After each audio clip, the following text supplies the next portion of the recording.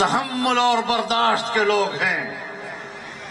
ہم نے ہر مشکل کو بڑے صبر، تحمل اور برداشت کے ساتھ عبور کیا، لیکن یہی وہ مقام ہے، یہی وہ منزل ہے، یہی حرمت رسول کا وہ مقام ہے جہاں صبر کا بندھن ٹوٹ جاتا ہے، جہاں تحمل کا بندھن ٹوٹ جاتا ہے، جہاں برداشت نام کی کوئی چیز اس کی قیمت نہیں رہتی. عمران خان سن لو، تمہیں لوگوں نے، مغرب نے، امریکہ نے، برطانیہ نے، یہودی لابی نے آسمان پر چڑھا دیا. عقل ہے تو یہی، ویژن ہے تو یہی، پروگرام ہے تو اسی کے پاس، خوشحالی لائے گا تو یہی، آسمان پر چڑھا دیا تجھے. ہم چاہیں نہ چاہیں، اللہ بے پرواہ ہے، اس کا اپنا ایک نظام ہے. تو اقتدار میں آ گیا، میں سمجھتا ہوں اچھا ہوا تو اقتدار میں آ گیا. تیری نااہلی دنیا کے سامنے آ گئی، تیری نالائقی تشتزبام ہو گئی، تو اپنی اہلیت کے لحاظ سے ننگا تڑنگا ہو گیا. آج پھر گاؤں گاؤں پھر رہا ہے، جلسہ جلسہ کھیل رہا ہے. تو میں کہتا ہوں اس میں بھی اللہ کی حکمت ہے.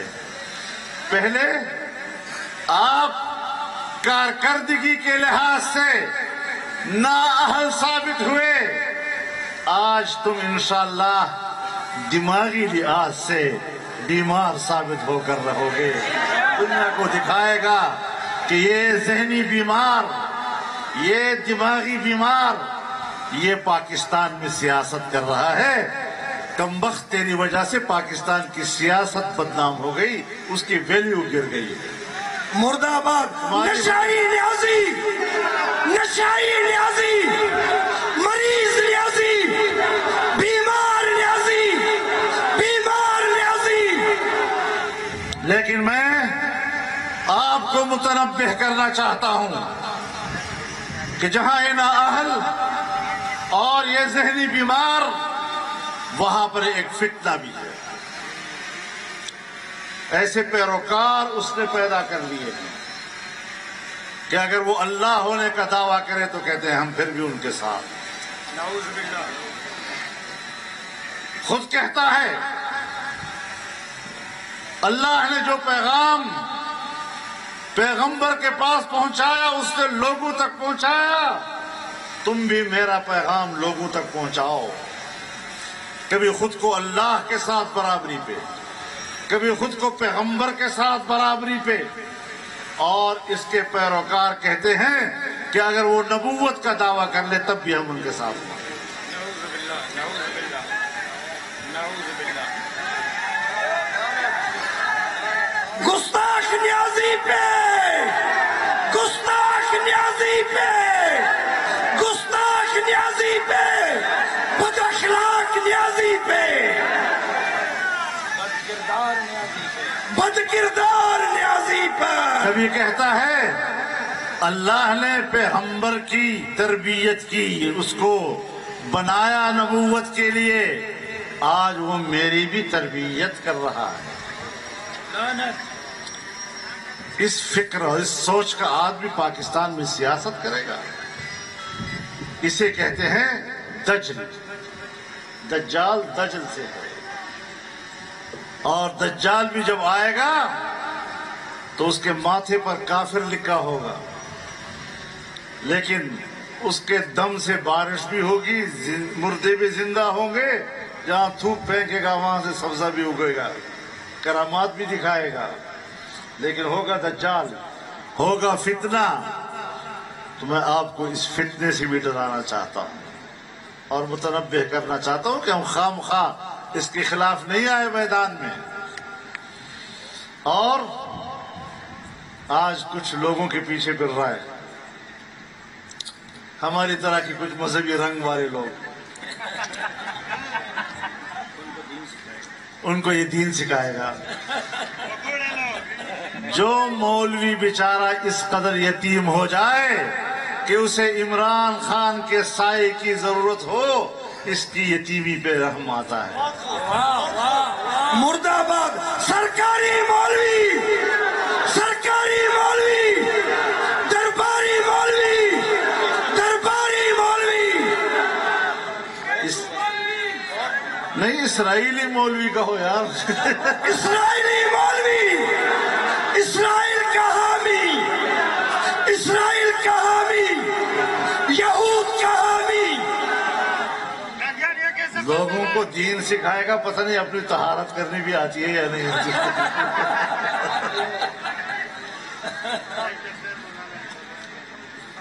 انشاءاللہ ہم ایسے فکر، ایسے عقیدے، ایسے نظریے اور ایسے فتنے کا خاتمہ کریں گے۔ اگر ہم قادیانی فتنے کے ساتھ، اس کے پیروکاروں کے ساتھ جنگ لڑ سکتے ہیں اور تا قیامت جنگ لڑنے کا عہد کیا ہے، تو یہ کیا چھوٹی موٹی فتنیاں یہ ہمارا مقابلہ کریں گی؟ ان کو تو ایک ضرب سے ہم نے ہٹایا ہے اور ایک ضرب سے دفن کریں گے انشاءاللہ۔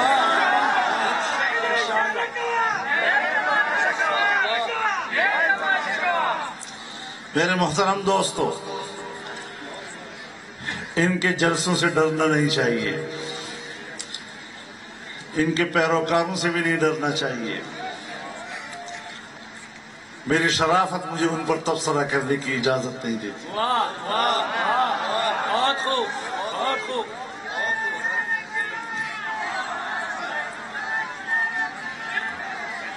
عمرے پہ کیوں گئے؟ تمہیں میرے جلسوں میں میرے ساتھ کھڑا ہونا چاہیے تھا، ناچ گانوں کے محفل میں تمہیں کھڑا ہونا چاہیے تھا۔ عمرے پہ جانے کی کیا ضرورت تھی تمہارے لیے؟ میں پوچھنا چاہتا ہوں کہ جنہوں نے زندگی میں عمرہ نہیں کیا، جنہوں نے زندگی میں مدینہ منورہ نہیں دیکھا، آج اس موقع پر آپ کے برطانیہ کے پی ٹی آئی کا صدر اور انیل مسرت اور جہانگیر عرف چیکو پہلی مرتبہ کس پروگرام کے تحت اور کس سازش کے تحت مدینہ آئے تھے؟ شیخ رشید صاحب نے ایک دن پہلے کہہ دیا تھا کہ مدینہ میں ایسا ہوگا۔ تم پلاننگ کرتے ہو حرم نبوی کی توہین کرنے کی؟ سیاست کرو، پاکستان میں کرو، تمہاری طاقت ہے تو پاکستان میں آؤ۔ پاکستان میں تو ہم نے تمہیں گردن سے اٹھا کر پھینک دیا، اب باہر جا کر بدماشیاں اور شیطانیاں کرتے ہو۔ جہاں آؤ مقابلہ کرو، ہم تمہیں دکھائیں گے تمہارے اوقات کیا ہیں۔ کبھی فوج کو ڈراتے ہو، ایک بیانیہ تو ہونا تمہارے پاس۔ پہلے کہا خط آیا ہے، میرے خلاف بین الاقوامی سازش ہے۔ ارے بین الاقوامی سازش کہاں سے ہو گئی؟ خط دکھاؤ نا بھائی۔ آج تک خط نہیں دکھا سکا۔ پاکستان کی قومی سلامتی کے ادارے نے بھی کہا کہ جھوٹ ہے، امریکہ نے بھی کہا جھوٹ ہے۔ بھائی دکھا دو نا۔ ہم اردو نہیں سمجھتے، انگریزی سمجھ لینے والے لوگ ہیں۔ اس کاغذ سے پتہ چل جائے گا اس میں کیا ہے۔ بلی کو تھیلے سے باہر لاؤ۔ اب خط کا معاملہ چھوڑ گیا، خط سے بھاگ گیا جی۔ پھر کہا سراج الدولہ کا سپہ سالار میر جعفر تھا۔ بھائی سپہ سالار کو میر جعفر کہتے ہو تو پھر کون ہے سپہ سالار آج؟ جب سپہ سالار نے آنکھیں دکھائی تو اگلے دن کہا میری مراد تو شہباز شریف ہے۔ بابا شہباز شریف تو سپہ سالار نہیں ہے، تو آپ نے سپہ سالار کی بات کی تھی۔ تو آئی گئی ہو گئی۔ اب وہ بیانیہ بھی گیا، خط کا بیانیہ بھی گیا، سپہ سالار کا بیانیہ بھی گیا۔ اب کہتے ہیں میرے قتل کرنے کی سازش ہو رہی ہے، اور میں نے اور کہتا ہے کہ میں نے ویڈیو پتہ نہیں کیسٹ ریکارڈ کرائی ہے. آج کل کی دنیا میں کیسٹ ریکارڈ کروائے جاتے ہیں. رکھی کدھر ہے وہ؟ کہاں چھپائی ہے تم نے وہ ریکارڈ؟ 2 کاپیاں ہیں، ایک امریکہ میں اور ایک گولڈ سمتھ کے گھر میں برطانیہ میں. ایک طرف کہتا ہے امریکہ نے میرے خلاف سازش کی ہے. بھائی چورن بیچو تو طریقے سے بیچو یار. اور ایک طرف اپنا بیان وہاں ریکارڈ کروا رہے ہو. عمران خان، میں کہتا ہوں آپ سے، تم قتل کی بات کرتے ہو. قتل بہت دور کی بات ہے. انسان کے ہاتھوں قتل بہت دور کی بات ہے. تم تنہا کسی روڈ پہ کھڑے ہو جاؤ، اگر ایک کتے نے بھی تمہیں سونگ لیا تو مجھے کہہ دو پروفیسر الرحمان تمہیں بولتا. نعرہ تکبیر! قائد جمعیت مولانا فضل الرحمان! قائد جمعیت مولانا فضل الرحمان! قائد تیری جرت کو، قائد تیری بصیرت کو، قائد تیری سیاست کو. قاتلانہ حملوں سے ہم گزرے ہیں. قاتلانہ حملوں سے عبدالغفور حیدری گزرا ہے. قاتلانہ حملوں سے اکرم درانی گزرا ہے. قاتلانہ حملوں کے شکار ہمارے علماء کرام ہوئے ہیں اور پھر بھی میدان میں کھڑے ہیں. جرت کے ساتھ کھڑے ہیں. 300 ساڑھے 300 کی تعداد میں پولیس، ایف سی اور رینجرز کی سیکورٹی لے کر نہیں کھڑے ہوئے. میرے محترم دوستو، سیاست کی بھی ڈھنگ ہوتی ہے، اس کو ڈھنگ بھی نہیں آتا.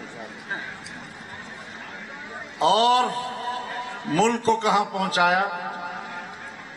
میں 2 باتیں آپ سے کہنا چاہتا ہوں اس حوالے سے. جب حکومت میں نہیں آیا تھا تو اس وقت کہا تھا کشمیر کو 3 حصوں میں تقسیم ہونا چاہیے. تو کشمیر کو 3 حصوں میں تقسیم کر دیا. ایک مودی کو دے دیا، ایک اپنے پاس رکھ لیا، ایک گلگت بلتستان کو اس سے الگ کر دیا. ابھی کون سی وحی تیری اوپر آئی جب تو نے بیان دیا اگر فوج نہ ہوتی تو پاکستان 3 حصوں میں تقسیم ہو چکا ہوتا. یہ 3 حصوں کا آئیڈیا کہاں سے آ گیا؟ نہ 2 حصوں میں تقسیم کی بات کرتا ہے، نہ 4 حصوں میں تقسیم کی بات کرتا ہے. 3 حصوں میں تقسیم کی بات کرتا ہے. کیا پروگرام تھا تیرا؟ یاد رکھو، ملک کی جغرافیہ کو تبدیل کرنے کے لیے 2 بنیادی مراحل ہوا کرتے ہیں. پہلا مرحلہ یہ کہ ملک میں سیاسی عدم استحکام پیدا کیا جائے. اگلا مرحلہ یہ کہ ملک میں معاشی عدم استحکام پیدا کیا جائے.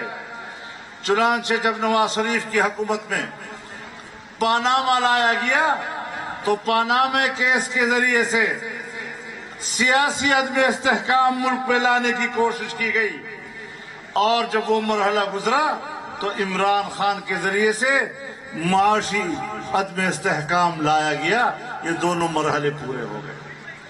اور جب ملک میں معاشی طور پر عدم استحکام آتا ہے، روپیہ اپنی قدر کھو بیٹھتا ہے، مہنگائی آسمان کو پہنچ جاتی ہے، عام آدمی کے قوت خرید ختم ہو جاتی ہے، تو پھر پبلک میں بغاوتیں شروع ہو جاتی ہیں. شکر ادا کرو پاکستان کی سیاستدانوں کا، شکر ادا کرو جمعیت علماء کا کہ ہم نے 4 سال تمام سیاسی قوتوں کو ایک پلیٹ فارم پر رکھا، چاروں صوبوں کے عوام کو ایک پلیٹ فارم پر رکھا اور پاکستان کے کسی حصے میں ملک کے خلاف بغاوت نہیں ہونے دی.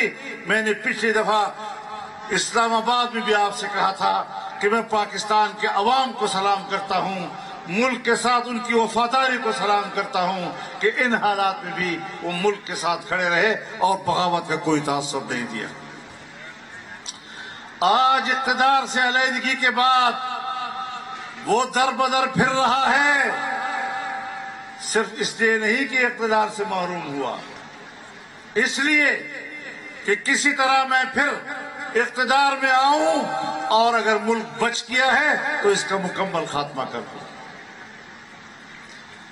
اب آپ کی مرضی ہے، اس کو دوبارہ لاتے ہیں اور بچے کچھ ملک کو تب ختم کر دیتے ہیں تو بھی عوام کی مرضی ہے، لیکن ہم نے اس ملک کے بقا اور تحفظ کے لیے جنگ لڑنے کا عہد کیا ہوا ہے، انشاءاللہ العزیز اس کو پورا کریں گے۔ میں پاک افواج کو بھی یقین دلاتا ہوں، اعتماد دلاتا ہوں کہ پاکستان پر خدا نہ کرے کوئی برا وقت آئے، لیکن ایسے وقت میں اگر سرحدات پر مشکل آئی، اگر ملک کے اندر مشکل آئی تو ایک یوتھیا بھی آپ کے ساتھ نہیں ہوگا، یہی خاکسار، یہی نوجوان آپ کے شانہ بشانہ پاکستان کے بقا اور تحفظ کی جنگ لڑیں گے۔ نعرہ تکبیر! زندہ ہے جمعیت! زندہ ہے جمعیت! یہ تیری جمعیت، یہ میری جمعیت، مجاہدوں کی جمعیت۔ ہمارا مطالبہ تھا کہ اسٹیبلشمنٹ سیاست نہ کرے، ہمارا مطالبہ تھا کہ فوج سیاست میں مداخلت نہ کرے، اور جب فوج نے کہا کہ اب ہم نیوٹرل ہیں، ہم مداخلت نہیں کرتے، تو اس نے کہا نیوٹرل تو جانور ہوتا ہے۔ اب بتاؤ، یعنی اس کا معنی یہ کہ اگر فوج اس کے ساتھ ہے تو پھر فوج محترم ہے، اگر فوج حکومت کے ساتھ ہے تو پھر فوج محترم ہے، اور اگر فوج ملک کے ساتھ ہے تو یہ ہمیں قبول نہیں ہے۔ آپ کو یاد ہے ابھی کچھ دن پہلے ان کے ایک مقرر نے جلسے میں کہا کہ اگر گھر پہ ڈاکہ پڑے اور چوکیدار کہے کہ میں نیوٹرل ہوں تو یہ قبول نہیں ہے۔ میں ان کو بتانا چاہتا ہوں کہ چوکیدار یہ ملک کا چوکیدار ہے، تمہاری حکومت کا چوکیدار نہیں ہے۔ واہ واہ، بہت خوب۔ تمہارے ملک کا تمہاری حکومت کا دار و مدار پاکستان کے عوام پر ہے، تمہیں پاکستان کی پارلیمنٹ نے مسترد کیا ہے، تمہیں پاکستان کے عوام کے نمائندوں نے مسترد کیا ہے، تمہیں شکوہ کس سے؟ تم کسی ایک کا اعتماد برقرار نہیں رکھ سکتے، نہ عوام کا، نہ عوامی نمائندگان کا، نہ اپنے اتحادیوں کا، نہ اسٹیبلشمنٹ کا، نہ فوج کا، نہ بیوروکریسی کا۔ ہر شخص سر پیٹ رہا۔ میرے محترم دوستو، لیکن میں آج اس موقع پر بڑے احترام کے ساتھ ایک شکوہ کرنا چاہتا ہوں اپنی عدالت عظمیٰ سے، محترم عدالت سے، فاضل ججز سے۔ جب چیف ایگزیکٹو نے اپنے ایگزیکٹو اختیارات کو استعمال کرتے ہوئے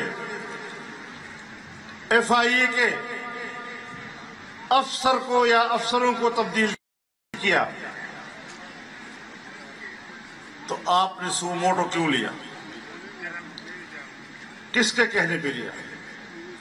عمران خان کے جلسے میں ایک گفتگو پر آپ نے اتنا بڑا اقدام کر دیا کہ آپ نے سو موٹو لے لیا؟ پھر آپ آئے نا، پھر آپ حکومت کریں، پھر آپ ایگزیکٹو چیف بن جائیں۔ عدلیہ کا اپنا کام، ایگزیکٹو کا اپنا کام، اور آپ ان لوگوں سے ڈرتے ہیں؟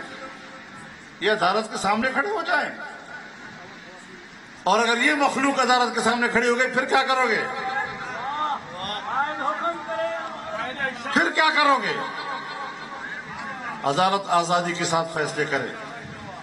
عدالت کے کسی سو موٹو سے اگر یہ تاثر ملتا ہے کہ وہ دباؤ میں کیا گیا ہے، تو آپ بتائیں کہ اس کے نتیجے میں جو فیصلہ آئے گا اس کے عوام کے دلوں میں کیا قدر و قیمت ہوگی۔ عجیب بات یہ ہے کہ جب عمران حکومت میں پاناما کیس کے اندر نواز شریف صاحب کے خلاف فیصلہ دینے والا بعد میں ایف آئی اے کا ڈائریکٹر جنرل بنا دیا جاتا ہے، وہاں تو آپ نے سو موٹو نہیں لیا۔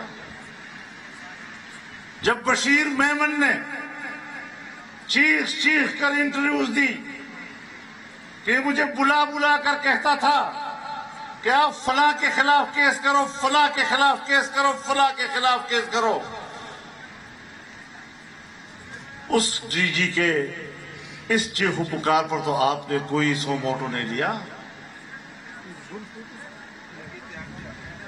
جسٹس ارشد صدیقی چیخ رہا ہے، چلا رہا ہے بطور جج کے، اس کی چیخ و چلاہٹ پر تو آپ نے کوئی نوٹس نہیں لیا۔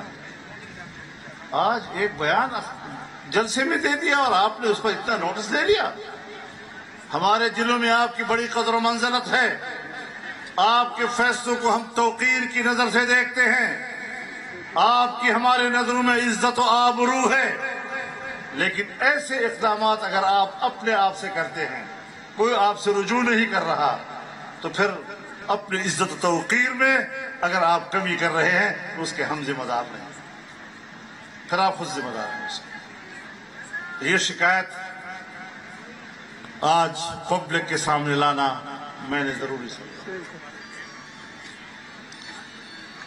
بہرحال میرے محترم دوستو، میں نے یہاں سندھ میں بھی جلسے کیے، بڑے جلسے سے خطاب کیے، اور میں آپ سے پہلے بھی کہتا رہا ہوں، آپ کو یاد بھی ہوگا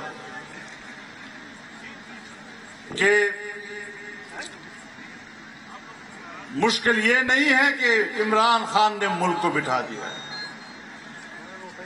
اب چیلنج یہ ہے کہ اس کو اٹھائیں گے کیسے۔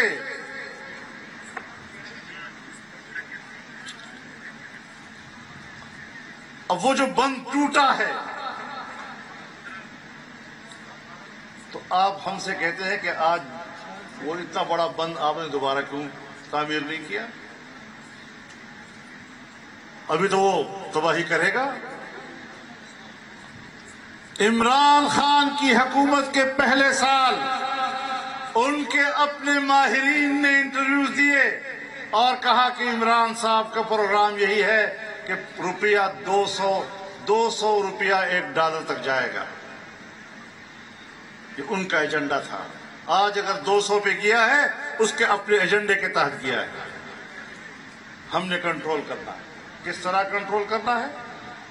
جب تک آپ بزنس کمیونٹی کا اعتماد بحال نہیں کریں گے، جب تک آپ بیوروکریسی کا اعتماد بحال نہیں کریں گے، جب تک حکومت کو ریاستی اداروں کا تعاون حاصل نہیں ہوگا، اعتماد کا ماحول بحال کرنا مشکل ہے۔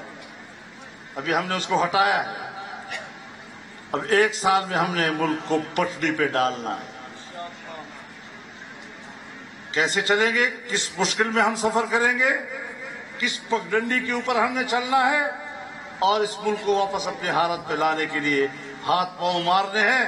یہ ایک چیلنج ہے، کوئی آسان کام نہیں ہے۔ 3.5 سال میں تم نے جو ملک کا کباڑہ کیا، ظاہر ہے کہ عمارت کو گرانا تو 1 لمحے کا کام، گند پھیلانا تو 1 لمحے کا کام ہے۔ تم نے 4 سال میں جو گند پھیلایا، ہم سے توقع رکھتے ہو کہ 4 دن کے اندر اندر اس گند کو صاف کریں؟ اس میں تو وقت لگے گا۔ یہ تو چیلنج ہے جو ہم نے قبول کیا۔ ہم نے ملک کو ان سے چھینا تاکہ ملک بچ جائے۔ پہلے ملک کو بچانا ہے، ملک کی پھر اقتصاد کو بچانا ہے، اس کو صحیح رخ پہ لانا ہے، اور یہ ایک بڑا چیلنج ہے جو قومی سطح کے باہمی تعاون کے بغیر ممکن نہیں ہو سکے گا۔ میرے محترم دوستو، انشاءاللہ العزیز اس وقت ہمارے لیے مشکلات پیدا کی جا رہی ہیں، لیکن ایک بات ضرور کہوں گا کہ ان جلسڑیوں کا دباؤ نہ لیا جائے۔ روز روز بیان تبدیل ہو رہے ہیں، ایک دن ایک بیانیہ ہے، کل دوسرا بیانیہ، پھر تیسرا بیانیہ، پھر چوتھا بیانیہ۔ ابھی کوئی ایک بات پہ ٹھہر تو جاؤ، ہم تو ایک ہی بات پہ ٹھہرے ہوئے۔ آپ کا جو تعارف ہم نے پہلے دن کرایا تھا، ہم آج بھی اس پہ قائم ہیں، ہم آج بھی اس پہ قائم ہیں، اور لمحہ لمحہ گزرتا ہے تصدیق کر رہا ہے وہ اس بات کی۔ تو میرے محترم دوستو، ان حالات میں ہم نے چیلنج قبول کیے ہوئے ہیں، اور انشاءاللہ پاکستان کو بچانا ہے، ملک کو بچانا ہے، چاروں صوبوں کا اعتماد کو ٹھیک رکھنا ہے، صوبوں کے حقوق کی بات کرنی ہے۔ آج اگر میں سندھ میں کھڑا ہوں، میں پہلی مرتبہ آپ کے پاس نہیں آیا ہوں، میری 40 سال گزر گئے، اور کوئی سال ایسا نہیں گزرا جہاں میں ایک سے زیادہ مرتبہ سندھ میں نہ آیا ہوں۔ ایک رشتہ بن گیا آپ کے ساتھ، ایک تعلق بن گیا آپ کے ساتھ، اور آپ کے بچے بچے کے حقوق کی انشاءاللہ جنگ لڑتا رہوں گا انشاءاللہ۔ جزاکم اللہ، جزاکم اللہ۔ ہم کسی کے ساتھ تعصب نہیں رکھتے، یہ قومی یکجہتی کا مسئلہ ہے، جمعیت علماء اسلام کے منشور کا مسئلہ ہے، اور ہر صوبہ اپنے وسائل کا مالک ہے، اور ہر صوبے کا بچہ اپنے وسائل کا پر اپنا حق رکھتا ہے۔ تو میرے محترم دوستو، ہم نے پورے ملک کو چلانا ہے، ہم نے ایک قوم بنانا ہے، ایک پاکستانی قوم کی طرح ہم نے ملک کے اندر ایک یکجہتی پیدا کرنی ہے۔ جس یکجہتی کو اس شخص نے تباہ کیا ہے، اس کو دوبارہ لانا ہے۔ جس اقتصاد کو اس نے تباہ کیا ہے، بین الاقوامی سطح پر ہمیں اس نے تنہا کر دیا ہے۔ میں حیران ایک بات پر ہوں، نعرے ہیں چور چور چور چور چور چور چور، یہ نعرے ہیں، یہ سیاست ہے، چور چور چور چور چور۔